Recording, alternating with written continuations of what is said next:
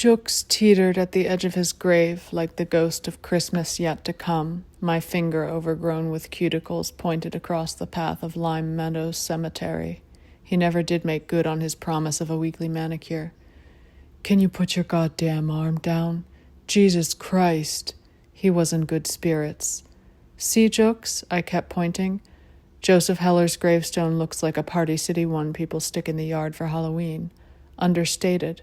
Heller's grave was why Jukes was getting buried here, across from the author of Catch-22, an unpolished limestone with the epitaph, "There was only one catch." Jukes had wanted me, not Mimsy, to go to the Hamptons. I dodged hints all week, like I couldn't bear the thought of him passing. I didn't want to work on a Saturday. Mimsy was offended. She got the paltry $5,000 Rolex his call girl left behind. But I was trusted in matters of eternity, where my lack of punctuality had no bearing. Mimsy was his show pony. I was his graveyard girl. The low ceiling of clouds drowned our shadows. Sound congealed in the fog.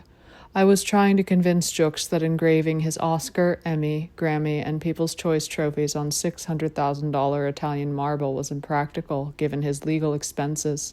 Jukes's claim to fame, a chart-topping love ballad, had garnered every award.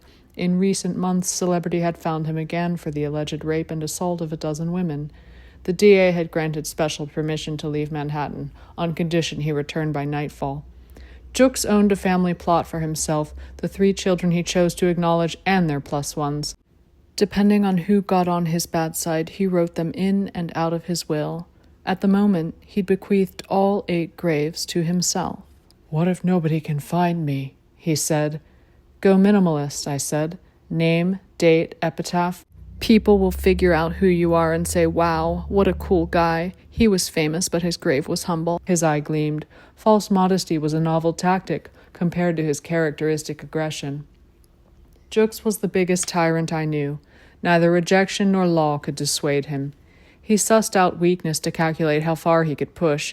The narcissistic tendencies that helped him rise in the world could overwhelm him, obscured in an ether of self-absorption and physical affliction. From the stroke, his mind was not always his own. He didn't make it easier to sympathize with him. His predatory ways remained intact, if more transparent. I rationalized our association by serving his wholesome needs, subverting his pathological ones with artful incompetence. Discouraging the $500,000 monument of his resume would be my greatest feat, besides his switch from Diet Coke to caffeine-free Diet Coke, and eating more fruit with breakfast. I had my paycheck to consider. "I want the quote by Oscar Wilde." Jukes spoke in his controlled stutter. "We are all in the gutter, but some of us are looking at the stars," I confirmed. "I'll fax it." Compared to my usual shifts, my mood was light. I took pictures of comedically perfect headstone names and texted them to Hazel. Hogarth, Bogfaith, Digby, Bacon, no first name, just Bacon, like the meat. Hazel lived with our friend Ryan in Astoria. I'd known them since I was 11. After college, they moved to New York, where I did theater and talked about my job. "Did he set aside one of the graves for you?" "To be buried alive at the foot of his coffin like Mr. Burns and Smithers." We laughed. "You realize," said Hazel, "this makes you the assistant rapist." "No," I said. "I'm assistant to the rapist. There's a difference." I was conditioned to never show blood in the water. I told no one about my financial panic, why I was terrified to leave Jukes. I was supposed to graduate from NYU Drama School and visited my parents in Philadelphia to find our house up for a forced sheriff's sale. My mom cried that she couldn't argue because of the pain in her stomach. They'd been going hungry. I got a full-time job at Starbucks to pay my rent and traveled to Philadelphia to bring my parents groceries on weekends. They gathered what they could and retreated to an extended stay motel in Lansdowne for 6 months. The artifacts of our foreclosed home lined the walls of their tiny room. My father propped up disoriented in the bed after years of taking the lead. I offered to drop out of college, but they begged me to finish. I went to the financial aid office in my black barista Dickies and no-slip shoes spattered in steamed milk with a stack of predatory loan approvals. As I was about to indenture myself, the administrator maneuvered me into the 4 seminars I needed with $10,000 in government loans. "If you knew how many artists she's saved in this situation," the receptionist nodded. "A lot of people owe her some free Broadway tickets." I silently vowed to send her free Broadway tickets, but could only envision a fancy gift basket. Broadway was one more sacred place I couldn't afford. I retook my failed credits. At least my parents wouldn't suffer for nothing. By Christmas Eve, they found a place in Lansdowne, PA. Only the kosher pizzeria was open, with one pie left, pineapple and ham. I cheerfully paid for it, and we drove home to eat on the unfurnished carpet. It was the best Christmas ever. I'd spent the last several months staving off images of my parents living out of a shopping cart. There was no sentiment left for our evacuated home. The sheriff's sale had leveled my father's debt, with money left for a few months. We had never been at a net profit as a family unit. It was our first time together without holding our breath for a phone call from the debt collector. 3 months later, recession was the buzzword of the decade. The economy couldn't keep up appearances, and the office temping that had let me quit Starbucks had dried up. Dad's HVAC business and health had collapsed. Mom hadn't been on the job market outside of working for him since I was born, and Social Security eligibility was a year away. My dreams of interpretive dancing my way into a film and TV career as a debt-free child of Bohemia were dead. By the time Joyce interviewed me, I was getting $35 a day to stick business cards in doors for a locksmith on the Upper East Side. Everyone said I was lucky for any job in this economy, especially right out of college, especially a glamorous novelty job like personal assistant. $15 an hour under the table, free meals, and long hours, thanks to Joyce's chronic insomnia and friendlessness. Friends living off their parents' unemployment or savings were envious. I envied them. I didn't have those options, but I couldn't afford to see what would happen if I dropped the illusion of prosperity, so I let people wonder how I got lucky. Joyce was driven to his grave. Irma took us in her teal minivan. She was the cemetery coordinator. A jumble of budget zombie films on VHS tapes were in a brown paper bag under her seat. Irma sure seemed dedicated to her job. We passed row after gap-toothed row of headstones until Joyce rapped on the windows at a cluster of handsome alabaster. Whose graves are those? That's the Tobin family, said Irma. I want a stone exactly like that. What's it cost? About $600,000. You gotta be kidding me. It's heavy Italian marble. It has to be shipped by boat. So ship it. I gotta see it before I buy it. Well, we can't ship it unless it's paid for. $600,000 is the cost of the raw marble and shipping alone, even before the engraving and polishing. Irma, that's ridiculous. What if I don't like it? That's why we plan it carefully. Also, I'd like to add a tree plus a bench where someone can sit. I pictured Joyce's girlfriend, Corinne, keening in a shroud of black lace against a relief of his Oscar. Corinne was 50 years his junior and one of 3 call girls he'd proposed to over the course of my employ. He never quite found that balance of commerce and romance needed to date his call girls. Still, he wanted a bench by his grave, in case someone wanted to sit. He could be generous like that. So this is from an upcoming memoir that is only, say, 2/3 of the way finished. Let's see. So this is about a night during COVID that my roommate was out of town, and I was frantically painting and just sort of coming out of it and very sick.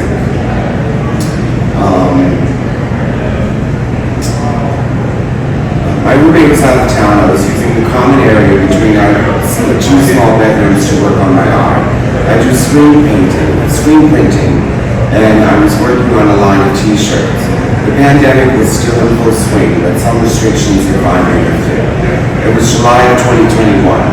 I had been depressed but was pulling out of it, manically painting and screening teas and using lots of chemicals to clean the screens and to give my art a punk edge, which meant lots of spray paint, screen cleaners, acrylics, plastisols.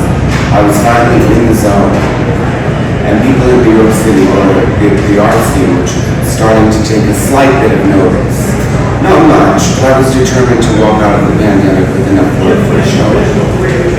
I went into my bedroom to find a paintbrush, and I suddenly remember waking up on the floor of my 5th floor tenement walk-up in Midtown. I was disoriented and I couldn't even call my own name, but I knew I had to pee.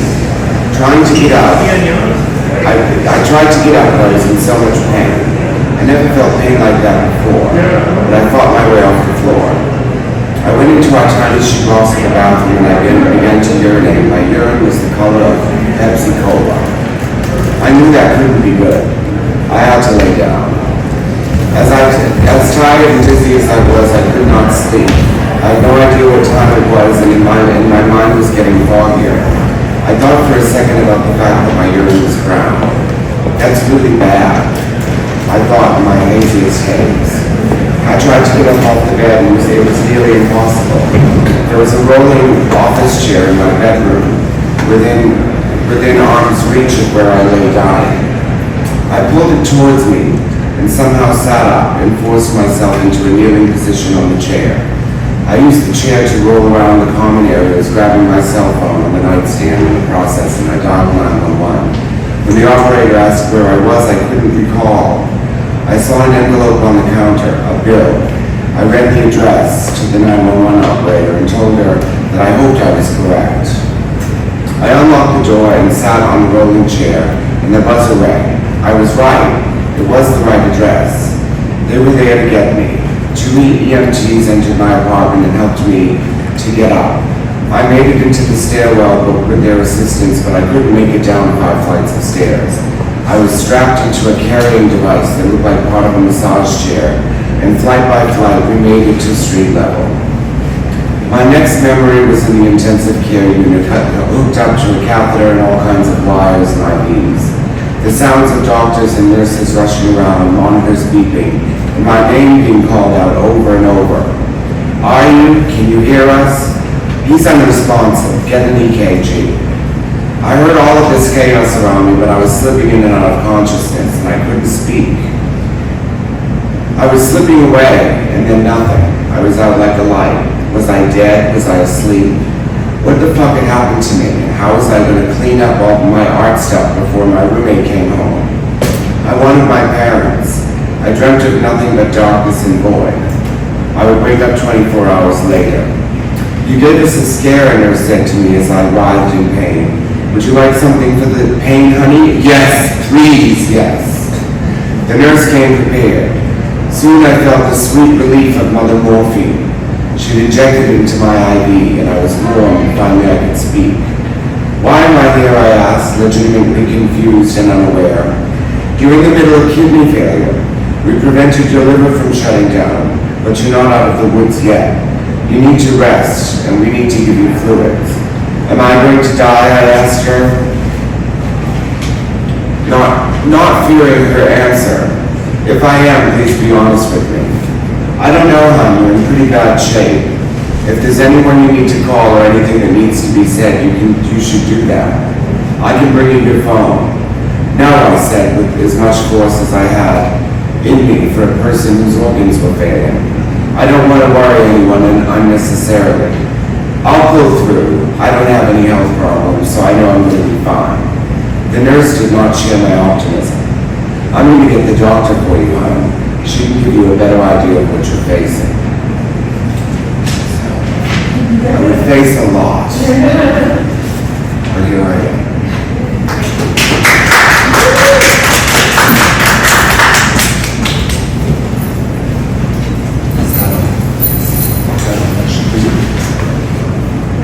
Hi, I'm Marlee. I'm going to read a couple poems. I read a lot of sapphic yearning poems and kind of talk about the intersection between mental illness and love for me. I'm going to read from Mommy Issues, all poems from the Fragile Queer Heart, for sale on the 3rd floor of the Bottlecap table. Okay, so this first poem is called Guilt Sleeping. And I wrote this about a teacher I had in high school that I keep in touch with. Guilt Sleeping, dream poem. Here, this affair feels tangible. We steal soft kisses beneath vacant staircases, not letting anyone in on our unwitnessed games. The taste of your lips, like the flavored honey sticks I sucked on in my childhood summers, sweet and delicious. Against mine, they press. Once I could still taste them when I awoke. I wake up with warm, tingling thoughts of you. They embrace me while I tread light-footed and swooning through my waking world. I try to hold on to these lucid, fabricated memories of you, but they become lost until I close my eyes and escape once more. I tug on the hem of satin sleeves, trying to pull you closer in between our hushed giggles. Clammy hip bones push urgently against each other. I feel the rapid pounding in your chest in between swift, exhilarated mouthfuls of air. We move together, end up nestled in the dark gray alcove beneath the stairs.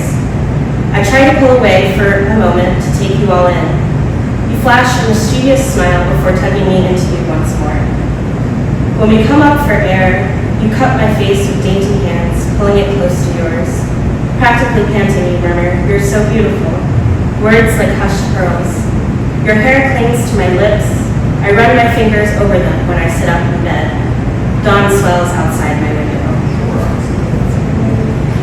And then this next one is in the most recent issue of Sinister Wisdom, and it's called 19 Evening Primroses. A mischievous, crooked, underbite smile. Last night's blue eyeliner smudged and fading on her bottom lids. It was the summer I saw 19 evening primroses bloom in real time, stretching their canary yellow petals outward as if they're gracing us with a song. A group of us blew kisses towards them as they shyly opened. Someone told us it helps the process. Her laugh is smoky, and when she plays the accordion, it sounds like Edith Piaf and Janis Joplin had some dreamy love child. Auburn curls tumble downwards, cascading on top of closed eyelids as she gets lost in her own song. When I ask her for a CD, she becomes shy about her voice, mentioning haggard breathing in between the notes, as the CD was recorded before she kicked her nicotine addiction. I don't tell her that I heard her play 5 years ago and I didn't notice, or maybe I didn't care about any of her insecurities. What I remember is the heavy-footed tapping and rhythm she did while singing a sea shanty. I spent most of last night flirting with straight women who will never kiss me.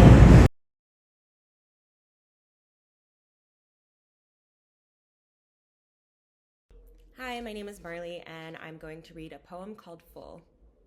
Full. Friedrich Nietzsche says, "There was always some madness in love. There's a flood of you inside me. I think if doctors did an X-ray, they'd see little people on sailboats, trying to survive the turbulent waves that crash and split apart just under my windpipe. My therapist asked me why I perpetually feel so full. And for a moment, I imagine a plate full of nothing but your name. I'd eat forkful after forkful after forkful until I felt I'd explode. I say, my love is all madness." Thank you.